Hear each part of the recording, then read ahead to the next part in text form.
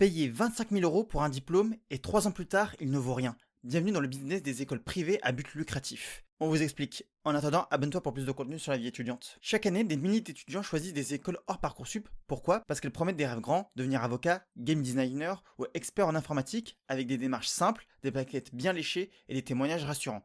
Mais derrière les beaux mots et les sites vitrines, certains découvrent une réalité beaucoup plus amère. Un étudiant de 23 ans avoue avoir intégré un bachelor en game arts dans une école spécialisée, la promesse un diplôme reconnu des débouchés dans l'industrie. Et le résultat, 3 ans plus tard, aucune certification d'État, peu de compétences concrètes et 25 000 euros envolés. L'école avait promis un titre RNCP mais ne l'a jamais délivré.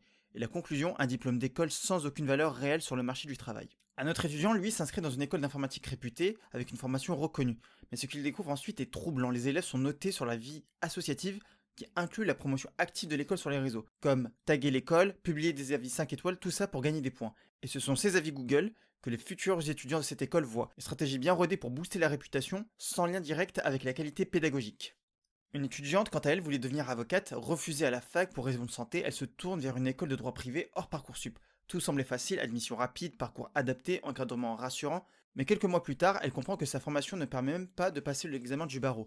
Le titre qu'on lui promettait ne vaut rien juridiquement. Et le pire dans tout ça, les notes étaient artificiellement gonflées, le niveau était faible, l'enseignement creux, elle finit par quitter l'école et retourne à l'université avec 20 000 euros de perdus. Ces témoignages ne sont pas isolés. De plus en plus de jeunes dénoncent un système où l'éducation devient un produit. Le ministre de l'Enseignement supérieur, Philippe Baptiste, a annoncé une loi pour mieux encadrer ces écoles privées à but lucratif. Mais pour des milliers d'étudiants, le mal est déjà fait. Ils ont acheté un diplôme, mais sans avenir derrière. Mais une question se pose. Est-ce normal qu'en 2025, un diplôme puisse s'acheter sans garantie de qualité?